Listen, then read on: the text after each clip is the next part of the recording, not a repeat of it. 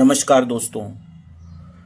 भारतीय संविधान के इस टॉपिक में आप सभी का हार्दिक स्वागत है। दोस्तों, भारतीय संविधान क्या है, इसका किस प्रकार से निर्माण हुआ, इसका ऐतिहासिक पृष्ठभूमि क्या है और इसको बनाने के पीछे क्या क्या उद्देश्य हैं, ये सारी चीज़ें आज हम इस सेशन में करने वाले हैं। दोस्तों, संविधान का मतलब होता है एक लिखित दस्तावेज, एक लिखित ऐसा दस्तावेज जिसके आधार पर सभी सरकारें कार्य करती है। एक लिखित ऐसा दस्तावेज जिसमें मनुष्य के सारे मौलिक अधिकार दिए हुए हैं। संविधान वह पूंजी है जिसके आधार पर पूरे देश की अर्थव्यवस्था कार्य करती है। संविधान एक ऐसा लिखित दस्तावेज है जिसके पास मानव अधिकारों की सारी लिस्ट लिखी हुई है। भारतीय संविधान के संदर्भ में बात करें तो भारतीय संविधान भी एक लिखित संविधान है। दोस्तों, संविधान को यदि हम देखें तो कई देशों में लिखित संविधान है तो कुछ देशों में लिखित संविधान नहीं है। यदि हम विश्व पृष्ठभूमि पर देखें तो सबसे पहला लिखित संविधान अमेरिका का है और ब्रिटेन का संविधान जो है अलिखित संविधान है। भारतीय संविधान एक लिखित संविधान है और संविधान का मतलब होता है एक लिखित दस्तावेज, एक कानून व्यवस्था जिसके आधार पर संपूर्ण शासन व्यवस्था कार्य करती है। संपूर्ण सरकारें जनता के प्रति जिम्मेदार होकर कार्य करती है और सर्वोपरि जो होती है वो संविधान होता है। तो संविधान जो है वह एक लिखित दस्तावेज है जिसमें कानूनों का संपूर्ण जिक्र है।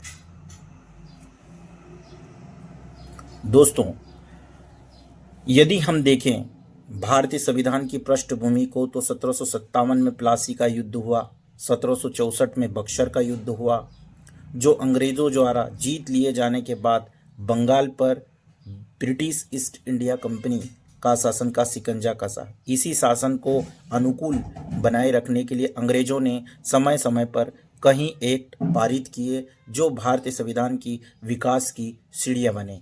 अर्थात दोस्तों, प्लासी का युद्ध और बक्सर के दो युद्ध हुए जिसके आधार पर अंग्रेजों ने हमारे बंगाल पर अधिकार कर लिया और उसके बाद ये ईस्ट इंडिया कंपनी ने कहीं ना कहीं अपनी जड़ों को भारत में मजबूत कर लिया और उसके बाद वो लगातार ऐसे एक्ट बनाती चली गई, ऐसे कानून बनाती चली गई कि जिससे उसका जो शासन है वो बढ़ता चला जाए और वो अपना दायरा बढ़ाती गई। इसी प्रकार से सबसे पहला एक्ट जो आया रेगुलेटिंग एक्ट 1773।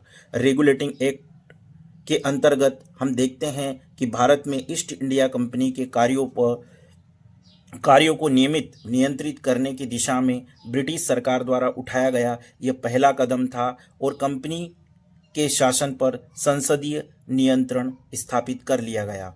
अर्थात ब्रिटेन की जो कंपनी थी ईस्ट इंडिया कंपनी, इस पर कहीं ना कहीं ब्रिटेन की संसद ने नियंत्रण कर लिया और ईस्ट इंडिया कंपनी के माध्यम से शासन करने की दिशा में उन्होंने कार्य करना शुरू किया। पहली बार कंपनी के प्रशासनिक और राजनीतिक कार्यों को मान्यता मिली। इसी एक्ट के तहत कंपनी के द्वारा जो प्रशासनिक कार्य किए गए, राजनीतिक कार्य किए जा रहे थे, उनको मान्यता मिली। इसके द्वारा ब्रिटेन द्वारा केंद्रीय प्रशासन की नींव भी रखी गई। अर्थात संपूर्ण कानून व्यवस्था तो है ब्रिटेन से संचालित होने लगी और यह जो कंपनी है यह पूर्णतः वहाँ की शासन के अधीन कार्य करने लगी और उन्होंने इस एक्ट को के आधार पर कुछ कार्य शुरू किया जिसके आधार पर बंगाल के गवर्नर को बंगाल का गवर्नर जनरल बना दिया गया। मुंबई मद्रास के गवर्नर को इसके अधीन कर दिया गया। मुंबई और मद्रास के गवर्नर को अधीन कर दिया गया और बंगाल के गवर्नर जनरल का पद दिया गया। इस एक्ट के तहत प्रथम governor general Lord Warren Hastings थे। प्रथम गवर्नर जनरल हमें याद रखना है, वारेन हेस्टिंग्स को बनाया गया। इस एक्ट के अंतर्गत कलकत्ता प्रेसिडेंसी में एक ऐसी सरकार स्थापित की गई जिसने गवर्नर जनरल और उसकी परिषद के 4 सदस्य थे जो अपनी सत्ता के उपयोग में संयुक्त रूप से काम करते थे। इस अधिनियम के अंतर्गत कलकत्ता में 1774 में एक उच्च न्यायालय भी स्थापित किया गया जिसमें मुख्य न्यायाधीश और 3 अन्य न्यायाधीश थे। इसके प्रथम मुख्य न्यायाधीश सर एलिजा इम्पे थे।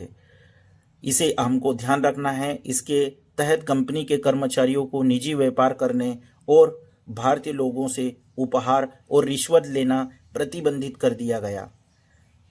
देखिए दोस्तों, कंपनी के अंदर कई प्रकार के भ्रष्टाचार भी थे जिसे भी नियंत्रित किया गया और वो कंपनी कोई भी अपना निजी व्यापार नहीं कर सकती थी।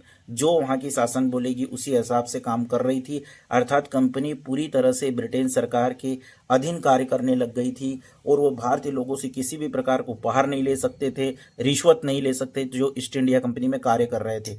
इस अधिनियम के द्वारा ब्रिटिश सरकार को बोर्ड ऑफ डायरेक्टर के माध्यम से कंपनी पर नियंत्रण सशक्त हो गया। इसे भारत में राजस्व, नागरिक और सैन्य मामलों की जानकारी ब्रिटिश सरकार को देना आवश्यक हो गया। जो रिवेन्यू मिल रहा है, यहाँ की नागरिक क्या कर रहे हैं, इस संबंध में संपूर्ण जानकारियाँ जो है वो ब्रिटेन सरकार को जाने लगी। इस प्रकार हम देखते हैं कि रेगुलेटिंग एक्ट के तहत क्या क्या मामले हुए हैं, ये हमें ध्यान रखना पड़ेगा। ये पहला एक्ट था और भारत में पहली बार गवर्नर जनरल का पद बनाया गया था लॉर्ड वारेन हेस्टिंग्स, जिन्हें बंगाल का गवर्नर जनरल बनाया गया था। ये हमें ध्यान रखना है। ये पहला एक्ट था और ये भी हमें ध्यान रखना है कि कलकत्ता में एक उच्च न्यायालय पहली बार ये रेगुलेटिंग एक्ट के तहत बनाया गया।